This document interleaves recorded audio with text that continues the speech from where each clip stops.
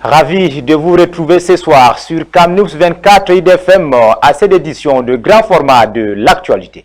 À la une ce soir, difficulté d'accès à l'eau potable. L'association ROD inaugure un forage à Garoua.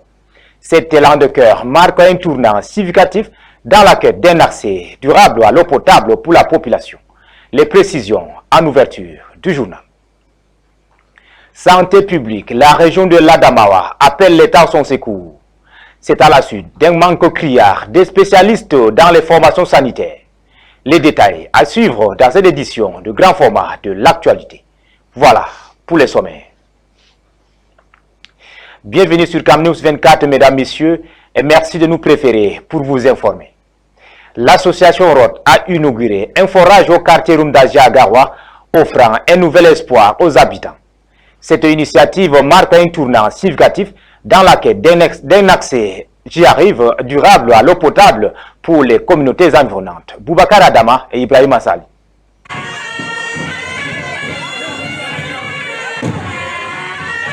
Dans la région du Nord Cameroun, là où l'écho du développement résonne avec force, un nouvel espoir s'est levé. Ce vendredi 18 avril 2025, la Fondation ROD a marqué un tournant décisif dans la vie des habitants du quartier Rumde Adjia à Garoua. En plein cœur de cette localité vibrante, les habitants, avec des sourires illuminant leur visage, ont été témoins d'une réalisation sans précédent. La perforation d'un forage, un acte de générosité qui, au-delà de Garoua, a également touché les arrondissements de Figuine et Troyes. Dans un convoi exceptionnel, le cortège de la Fondation ROD s'est dirigé vers le domicile du gouverneur de la région du Nord, Jean Abaté Edi. Une rencontre déterminante pour mieux appréhender les enjeux cruciaux de cette communauté en pleine mutation. Au cours d'une séance de travail empreinte de respect et d'écoute, les responsables de la Fondation ont échangé avec le gouverneur sur les attentes et aspirations des populations locales. Des causeries constructives ont permis d'établir des axes stratégique en faveur d'un développement harmonieux. Je dis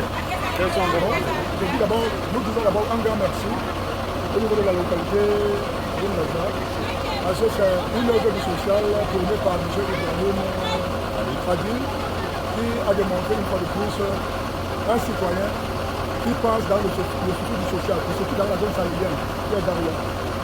Ce forage, symbole d'espoir et d'avenir, représente bien plus qu'une simple source d'eau potable. Il incarne une promesse de vie meilleure pour ces communautés qui aspirent à un lendemain radieux. La Fondation ROD ne se contente pas d'apporter des solutions immédiates. Elle s'inscrit dans une démarche durable et inclusive pour transformer le visage du Nord Cameroun. Un vent nouveau souffle ici, porteur de projets ambitieux et d'initiatives promoteuses. Une délégation d'opérateurs économiques turcs et camerounais était reçue en audience par le ministre du Commerce. Il était question pour Fabrice Founiba, président de la Chambre internationale des hommes d'affaires turcs et camerounais, et ses pairs, d'échanger avec Luc Magloire Marga à Tangana sur le contour de la deuxième édition de la foire turque au Cameroun qui aura lieu la semaine prochaine à Douala. Les détails de cet échange avec Erwan Christian Elouna. Selon des chiffres révélés en 2023, les investissements turcs au Cameroun s'élèvent à plus de 500 milliards de francs CFA. Un indicateur parfait de la bonne santé des relations bilatérales entre Yaoundé et Ankara, lesquelles sont renforcées par la foire turque au Cameroun, dont la deuxième édition aura lieu le 24 avril prochain à Douala. Le sujet était au centre d'une audience entre le ministre du Commerce et la délégation de la Chambre internationale des hommes d'affaires turcs et camerounais. À ce que nous avons déjà vécu, à savoir un partenariat dynamique, actif, concrétisé par des investissements substantiels de la Turquie au Cameroun à travers une meilleure connaissance des acteurs. La Turquie et le Cameroun, c'est 744 500 tonnes de marchandises échangées en 2023 pour une valeur de 134,6 milliards de francs CFA. La délégation de la Chambre internationale des hommes d'affaires turcs et camerounais conduite par Fabrice Founiba présente l'opportunité de cette foire qui vise à renforcer les échanges entre les deux nations. Nous avons une convention avec les communes et villes unies du Cameroun qui porte des projets maturés, qui ont besoin de partenaires techniques et éventuellement des partenaires financiers. Donc ce sera l'occasion pour les CVUC de dévoiler ces projets et de les faire connaître à la communauté économique turque essentiellement et d'intensifier des échanges avec ces opérateurs économiques turcs pour les intéresser à ces projets et d'identifier en fin de compte les entreprises qui manifestent l'intérêt et qui répondent au profil. Représenté par son secrétaire général lors de cette audience, les communes et villes unies du Cameroun prendront également part à la deuxième édition de la foire turco-Cameroun et vont exposer le potentiel économique de leurs communes. Ce sera l'occasion d'amener toutes les communes, les 360 communes et les 10 régions du Cameroun à contribuer à renforcer davantage ce partenariat qui est stratégique entre le Cameroun et la Turquie. La Turquie est classée 6e partenaire commercial du Cameroun en 2023. Le volume d'échanges entre les deux pays ne cesse de croître et cette foire, qui sera rendue à sa deuxième édition, contribue à renforcer ce partenariat gagnant-gagnant entre les deux pays. En religion, la communauté chrétienne a célébré ce dimanche la solennité des Pâques. Les sacrements et les réjouissances ont meublé la journée dans un esprit de joie et de paix à la paroisse Sainte-Agnès de Ourolawan. Reportage. C'est dans cette ambiance de bon enfant que les fidèles chrétiens de la paroisse Sainte-Agnès de Ourolawan ont célébré la fête du Pâques. La joie est désormais plus raffermie et l'espérance plus grande en parole et en acte, les fidèles chrétiens expriment leur joie. Ça se voit dans la participation au chant, dans le monde des chants, dans la générosité aussi, au guet. J'étais vraiment touchée de voir combien de gens s'engagent pour leur église, pour leur communauté chrétienne. C'est une communauté qui a beaucoup de mouvements aussi, beaucoup d'activités et donc de joie. Tout le monde est en fête et à décocher, tout le monde est dans la paix. Donc vous avez suivi le parcours de l'entrée jusqu'à la sortie. Elle était bien mouvante, la célébration d'aujourd'hui. Dans son homélie de circonstance, le curé de la paroisse Sainte-Agnès de Ourolawan, le père Florent Dikani, a invité les fidèles à chercher le Christ ressuscité dans le milieu de la vie et de la mort. Par sa résurrection, nous avons l'assurance de sortir victorieux nous aussi un jour de la mort. Mais en attendant, chaque jour, faisons l'expérience, ou bien nous sommes témoins de plusieurs retours à la vie. Nous vivons donc de petites résurrections au quotidien. En donnant le corps du Christ aux nouveaux baptisés, il leur a recommandé de devenir des véritables témoins du Christ dans le monde. C'était dans la même ambiance que les fidèles chrétiens de Lagdo ont célébré la résurrection du Christ. Hervé Kodoué. L'île de Lagdo a vibré au rythme de la résurrection du Christ à l'occasion de la célébration de la fête de Pâques. Cette journée empreinte de spiritualité et d'émotion a rassemblé de nombreux fidèles dans les différentes églises de la ville pour commémorer la victoire de Jésus sur la mort. Notre équipe a sillonné quelques lieux de culte pour vivre l'ambiance de cette fête chrétienne par excellence. À la paroisse Saint-Joseph de Lagdo, église catholique bien connue dans la localité, les cloches ont retenti très tôt ce dimanche pour inviter les fidèles à la grande messe pascale. L'atmosphère était à la fois joyeuse et solennelle. L'un des moments marquants de cette célébration fut l'administration du sacrement du baptême à plusieurs catéchumènes. Un acte symbolique qui marque leur entrée dans la vie chrétienne. Ce geste empreint de spiritualité rappelle la mort et la résurrection du Christ que les nouveaux baptisés sont appelés à imiter dans leur quotidien. Toujours dans l'élan de cette tournée pascale, nous nous sommes rendus à la paroisse autonome de Bobi-Lagdo, affiliée à l'église fraternelle. Là aussi, les fidèles ont répondu massivement à l'appel de la foi. Le culte de Pâques s'est déroulé dans une ambiance de recueillement, ponctuée de cantiques et de lectures bibliques. Le texte central de la méditation a été tiré de l'évangile selon saint Luc, chapitre 24, versets 1 à 14, qui relate la découverte du tombeau vide par les femmes et l'annonce de la résurrection de Jésus. L'Égypte, lors de la délivrance des enfants d'Israël qui étaient en captivité en Égypte. Donc Dieu a permis cette délivrance par un agneau pascal qui a été immolé, rôti, mangé à la hâte comme des gens qui partent en guerre. Dans la vie d'un chrétien, la fête de Pâques commémorative en Égypte préfigurait la venue de Jésus-Christ qui est venu en personne, en l'enfant de Dieu très haut, qui est venu prendre nos péchés. Il a été souffert. Cette journée s'est achevée dans une atmosphère de joie et de partage. Les fidèles, revigorés par les messages entendus, sont répartis avec le cœur rempli d'espérance. Pour beaucoup, Pâques reste une occasion de renouveau spirituel et de rapprochement avec Dieu, mais aussi un moment de communion fraternelle au sein de la communauté chrétienne. Nous vous le disions en titre, mesdames, messieurs, la ville de Meganga fait face à un manque criard de personnel spécialisé en santé publique, poussant la population à lancer un cri d'alarme.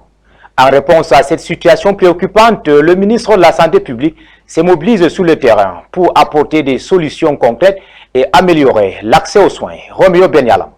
La récente campagne de santé gratuite à Meganga a mis en lumière une réalité préoccupante, le manque criard des spécialités médicaux dans cette région. L'affluence massive des patients témoins d'un besoin urgent de soins, mais l'absence des cardiologues, des gynécologues, des gastro-entérologues a laissé de nombreux malades dans le désarroi, parfois contraints à se tourner vers les praticiens. Le souci avec la médecine traditionnelle, c'est qu'ils se mettent directement dans un état de concurrence avec la médecine moderne.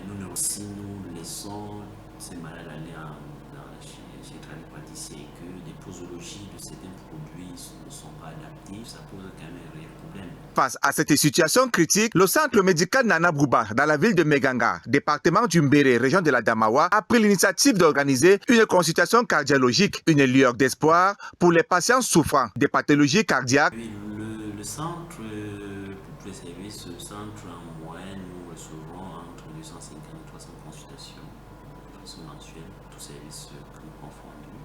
Effectivement, nous recevons des médecins spécialistes, plus précisément, nous avons un médecin cardiologue qui vient en consultation ici une fois chaque 3 semaines, un médecin cardiologue.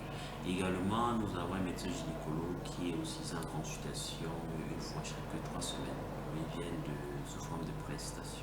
Les symptômes de cette carence en spécialité sont alarmantes. Les patients livrés à eux-mêmes, des diagnostics tardifs, des complications évitables, l'absence de gynécologues, par exemple, met en péril la santé des femmes, notamment les femmes enceintes. Le manque d'hépatie gastro-entérologue laisse des personnes souffrant des maladies digestives sans prise en charge adéquate. Maladie cardiovasculaire, comme son nom l'indique, c'est une maladie qui attaque le cœur et les vaisseaux. Les facteurs de risque, entre autres, nous avons la sédentarité, l'obésité. L'initiative du centre médical Nana Brouba est certes louable, mais elle ne saurait pallier à elle seule le manque de spécialités dans cette région. La mise en place d'une fréquence de réception pour les patients cardiaques est un pas dans la bonne direction, mais il reste encore beaucoup à faire. Donc, dans le cadre de la collaboration avec le centre de santé Nana Brouba, nous faisons des consultations présentement tous les 2 samedis chaque mois. Généralement, les cas que nous rencontrons plus fréquemment ici sont des cas d'hypertension artérielle et plus rarement des cas d'insuffisance cardiaque. La présence ici est bénéfique dans l'offre de cardiologie par cet hôpital est très bénéfique pour la population. Déjà, ça raccourcit le trajet pour avoir un cardiologue, mais surtout, ça permet à la population d'être dans leur environnement. L'analyse est sans appel. La présence des spécialistes est vitale dans le Mbéré, voire dans toute la région. La satisfaction des patients lors de la consultation cardiologique en est la preuve. Mon père souffrait d'une insuffisance cardiaque. Et on souffrait de temps en temps pour aller au son problème. Mais comme maintenant on constate qu'il y a un cardiologue ici, au niveau du Meganga, là ça nous soulage quand même. Et on est venu, on a trouvé la consultation était parfaite. Mais c'est que nous aimerions qu'il reste définitivement ici. Il est donc impératif que les autorités sanitaires prennent des mesures urgentes pour pallier ce manque criard et garantir des soins de santé de qualité de tous. Car il est temps d'agir pour que la santé ne soit plus un luxe dans le département du Mbéré et voire toute la région, mais un droit pour tous. En sport, dernier tour éliminatoire de la Coupe du Monde féminin U17. Les Lions ramènent une précieuse victoire du Kenya. La sélection nationale féminine U17 a battu son homologue dimanche sous le score d'1-1. En attendant la manche retour le 25 avril au stade Olembe de Yaoundé, l'équipe caresse déjà le rêve d'une deuxième participation en phase finale de la Coupe du Monde de la catégorie. Le commentaire de Ali Jida et Michel Ateba. Déplacement gagnant pour la sélection nationale des U17 de football au Kenya à l'occasion du 3e et dernier tour des éliminatoires de la Coupe du Monde Maroc 2025. Grâce à ce score de 0-1, les Lions U17 gardent leur chance à la phase retour le 25 avril au Cameroun, notamment au stade Olébé de Yaoundé. Lise Tiwa offre ainsi une précieuse victoire au groupe qui affrontait l'une des meilleures équipes féminines de cette catégorie en Afrique. Mais rien n'est encore fait définitivement avant le retour dans quelques jours. Joseph Ndoko et ses pouliches sont appelés à se remettre au travail pour gommer ce qui n'a pas marché à Nairobi au Kenya. En cas de victoire finale, la sélection U17 de football féminin du Cameroun va valider sa 2e qualification en phase finale de Coupe du Monde, 9 ans après la première en 2016, avec Mikio Birwe, l'actuel entraîneur de Coton Sport de Garoua. Fin de cette édition de 20h sur Cam News 24 IDFM en direct de Garoua. Mesdames, Messieurs, merci de l'avoir regardé. Demain est un autre jour. Bonsoir.